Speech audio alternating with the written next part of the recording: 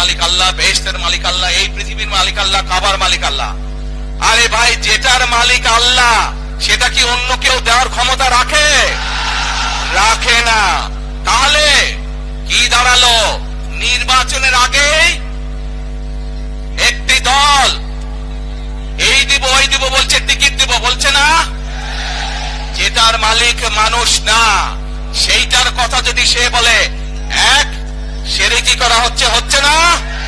যার মালিক আল্লাহ, যার অধিকার শুধু আল্লাহর একমাত্র, সবকিছুর অধিকার উপরে আল্লাহর অধিকার। কাজেই আগেই তো আপনাদেরকে ঠকাচ্ছে, নির্বাচনের ফলে তাহলে কেমন ঠকাবে আপনাদেরকে বোঝে নেবার। শুধু ঠকাচ্ছেই না মানুষকে, যারা মুসলমান তাদেরকে শিরকি করাচ্ছে তারা, নাউজুবিল্লাহ। প্রিয় ভাই বোনেরা, কেউ কেউ বলে অমুককে দেখেছি, তমুককে দেখেছি, এবারে একে দেখেন। প্রিয় ভাই বোনেরা, 1971 সালের যুদ্ধ, যেই যুদ্ধে লক্ষ মানুষের প্রাণের বিনিময়ে এই দেশ স্বাধীন হয়েছে, আমাদের এই প্রিয় মাতৃভূমি, সেই মাতৃভূমিকে স্বাধীন করার সময় অনেকের ভূমিকা আমরা দেখেছি, যাদের ভূমিকার কারণে এই দেশের লক্ষ লক্ষ ভাইয়েরা শহীদ হয়েছে, এই দেশের লক্ষ লক্ষ মা বোনেরা তাদের সম্মান হানি হয়েছে। কাজে তাদেরকে তো বাংলাদেশের মানুষের মধ্যে দেখেই নিয়েছে। এখন প্রিয় ভাই বোনেরা, এই কুফরের বিরুদ্ধে, এই হঠকারিতার বিরুদ্ধে, এই মিথ্যার বিরুদ্ধে আমাদেরকে ঐক্যবদ্ধ হতে হবে। আমাদেরকে ওই যে টেক ব্যাক বাংলাদেশে থাকতে হবে। আমরা দেশকে স্বৈরাচার থেকে মুক্ত করেছি, এখন মানুষের অধিকারকে প্রতিষ্ঠিত করতে হবে। শুধু ভোট, শুধু কথা বলার অধিকার প্রতিষ্ঠিত করলে হবে না, মানুষকে স্বাবলম্বী করে নিজের পায়ে গড়ে তোলার ব্যবস্থা করতে হবে।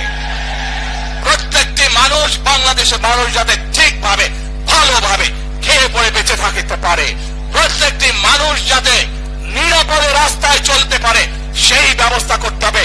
সেটাই হচ্ছে টেক ব্যাক বাংলাদেশ।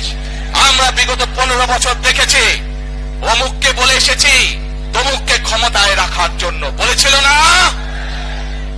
সেজন্যই বলেছি, দিল্লি নয়। আমরা দেখেছি যারা 71 সালে ছিল তারা কাদের সাথে লাইন দিয়েছিল, যাদের কথা একটু আগে বললাম, যারা মিথ্যে কথা বলে ঠকাচ্ছে মানুষকে, আমরা দেখেছি তাদের আস্তানা কোথায়।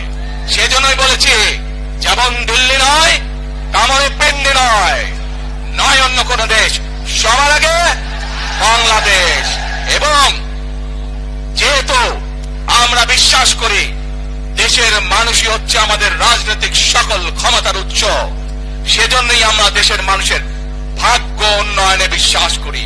এবং সংক্ষেপে আপনাদের সাথে যেই কথা বললাম, শুধু ভোট এবং কথা বলার অধিকার না, বিএনপি চায় আপনাদের দেশের মানুষকে অর্থনৈতিকভাবে স্বাবলম্বী করে দিতে, দেশের নারী সমাজকে, মা বোনদেরকে, দেশের যুব সমাজকে, দেশের প্রত্যেকটি কৃষক সহ প্রত্যেকটি শ্রেণী পেশার মানুষকে বাংলা বিএনপি চায় আগামী দিনে ইনশাআল্লাহ সরকার গঠন করে প্রত্যেকটি মানুষকে স্বাবলম্বী করে গড়ে তুলতে।